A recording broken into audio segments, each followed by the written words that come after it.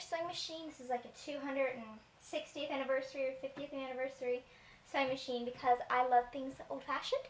And my sewing machine before this was a G Fox, so it was very old. I could show you that sometime. Maybe when I do my sewing room tour, I'll show you it. It was beautiful. I still have it actually. It's in this room right now. But I wanted to get something that was kind of old-fashioned, so I got this sleek design. It kind of looks like the old machines, but I love it so much. So I'm going to turn it on. This is all computerized, which I love. It is so helpful.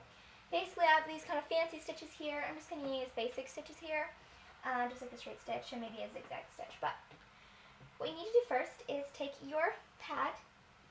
If you have a sewing machine, all you need to do to prepare is get some thread and thread it through the way it tells you to. There's really nothing special with your machine. If you have a cheapy machine, it's fine. They still work, you know. I'm so lucky to have this one. It was actually very affordable. I didn't really want to spend much money. It was my Christmas gift, only $200. So they may sound expensive, but compared to the other ones that are in the thousands and 500 plus, that is too much for me to spend. So I just got this one because it's really nice.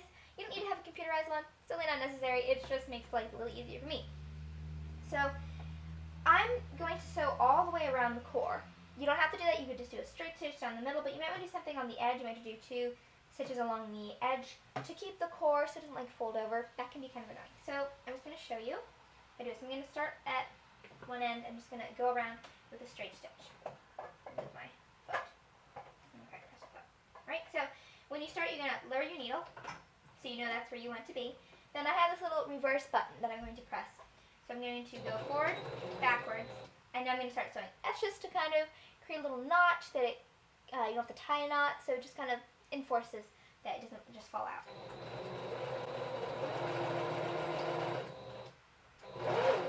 At the corners, you're going to want to put your needle down and just turn it.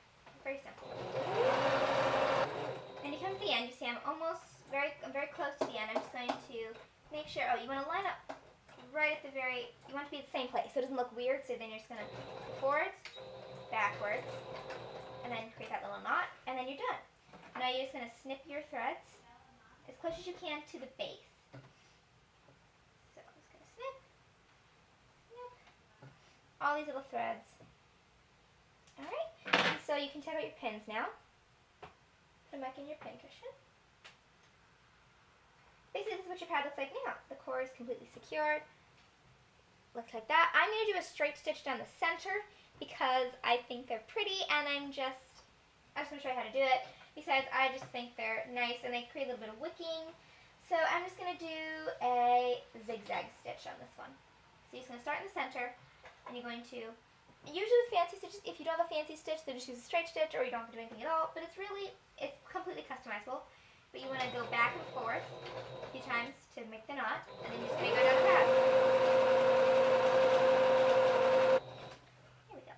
So now you're going to snip your threads again, and that just makes a little bit of a wicking stitch, just kind of pretty. It's not necessary. It uses up a little thread, but I just like to do it. That's how I make my pads. When I sell them, I just do a center stitch so that it looks nice and pretty.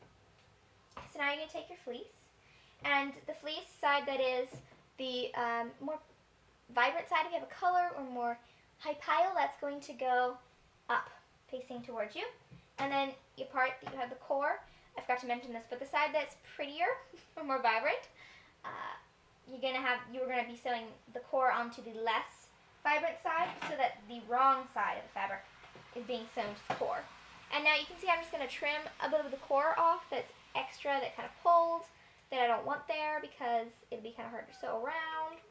So I'm just going to trim that off because you don't need it. And just get away sewing and make it more difficult to sew. Trim that off. There we go. So now I'm going to lie this down with the core facing up on top of the pad. Just going to align that, and you're going to want to pin this. Sometimes I don't because I just don't need to anymore, but it's just always a good idea to pin it. You know, I probably should more often, but I don't find it's very necessary for me actually. But I'm going to do it now because I want this to be a very nicely sewn pad. So I'm going to pin it in the wing on both sides, and then I'm going to pin it at the top and the bottom.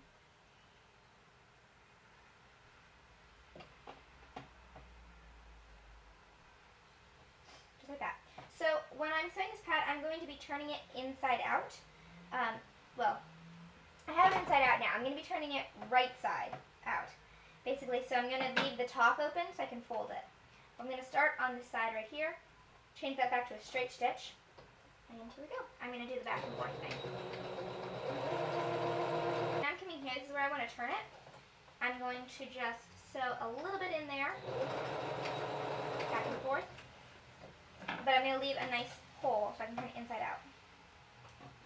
Right here.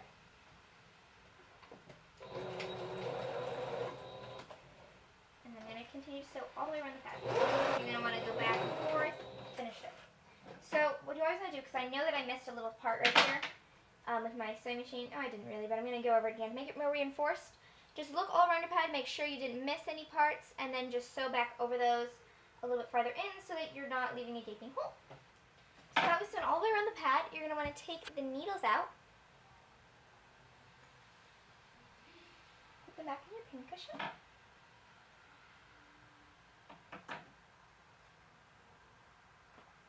And you also want to trim excess thread where you started, where you finished. And just trim off a little bit of the extra fabric. Don't trim it where you're going to be turning inside out because you need that extra fabric to turn inside out. If you had left nothing there, it would not be good. Let's just say that. And you can notice I'm just like dropping thread into nothingness. It's just going on my lap. My system is, I find it a lot easier for me just to cut it all off and then just throw it away right when I stand up. So it's all going on my lap. I'm wearing sewing clothes, so it's okay. But you also want to trim at the corners, little slits right here. If I do it there. So that when it turns, it's okay, it can bend, it's not all puckering. Trim on that each. Right. Just trim that in a little bit. And then also on the curves, if you have a curvy pad, it's going to do a few little snips there too. Little triangle snips there. So it can curve just on the top, or you can do some on the sides. Just make sure you don't trim the thread actually, but you just want to make sure that it can curve without getting all ugly and deformed. So now, I'm going to turn it inside out. So start like this, just kind of push that through with your finger. You could use an old chopstick for this, that's what I usually do for the corners. It's pretty easy. With the heavier pads, it's a lot harder. It's very hard when you're sewing a small pad that's very heavy. So that's why most pads that are bigger are heavier. Or most pads that are heavier are bigger. So I'm just going to be using some pointy little scissors.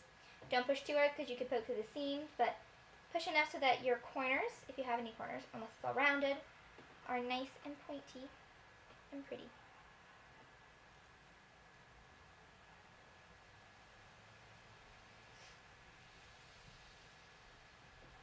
And then right here, because I left space, I'm going to make sure I make those little corners pointy as well.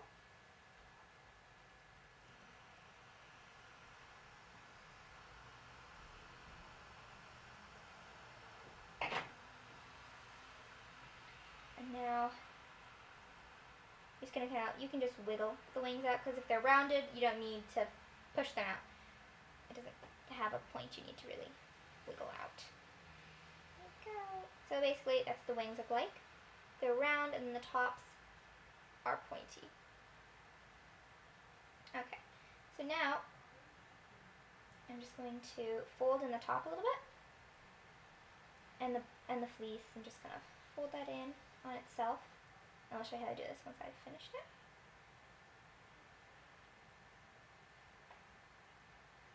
If you want, you could even leave extra fabric on the top when you actually make your pattern, have a little tab. Some people do that. I find I don't really need to do that. Some people like to do that though, and I think it's really cool when they do that. So, there's a little extra thread there in this before. So you can see, I just folded it in. There's no raw edges showing. And now I'm going to do a straight stitch around the entire pad. You don't have to, you can just do it on the top where you fold it in, but it makes it a little trimmer. So I prefer pads that are top stitched. You could use a zigzag stitch and go around the pad. I'm just going to use a straight stitch because that's most common. I'm going to finish it like that. And snip the extra threads. So So that's your pad. And now I'm just going to show you how to put on some snaps. You could sew on a button, you could do whatever you want. This is what it looks like, basically. And then the wings will wrap around, and they can snap or put through a button. You could sew on some snaps, but I'm just going to show you how to do it with cam snaps. So now you're going to have some cam snaps. You're going to need your cam snap pliers and a little needle pokey thingy. I don't know what it's called. And then you're going to need your caps, and then I think they're called sprockets, and but the two different kinds of caps for your pieces for your cam snaps. I don't know the technical terms. They do have technical terms, but it's not something that I have interest in learning. But I think I will. So you're going to need two of your caps and one of each of the other parts of your cam snap. So basically, you take the pad and you're going to fold the wings in. Doesn't matter which side, really. Your hand. You take your little pokey thingy. Yeah, I'm gonna bring the camera down a little bit so you can see what I'm doing. That's not too far. Alright, so I'm just going to poke a hole in my wing and kind of push that through. Make sure I don't go through the actual pad, but just pierce them through both of them and go all the way in, out, wiggle it, make sure it's nice. And I didn't go through the pad, I just made two little holes, and I'm going to put a cap on one of them, just like this, on the top. And then I'm going to do this part right here. You can see it's a little bit more raised. And I'm going to put that on the bottom of that. And then I'm going to take my cam snap pliers. And on the base where the cap is, I'm just going to press pretty hard. I like to loosen it, press it a few times. So that's in there quite securely. Mine are clear, so it's kind of hard to see them. Most of them aren't clear. And this one, if you can see, this one has the cap on the top. This is going to have the cap on the fleece. So find your little hole. And then you're going to take the other type. And this is, you can see it's flat. You put that on your other cam cap. And then you're going to do the exact same thing and just press. You don't want to press too hard, but you want to press reasonably hard. And so now you want to check to make sure they snap. And they do snap. So that's your pad. Not too hard. You can make this smaller, longer, narrower, wider, whatever you want.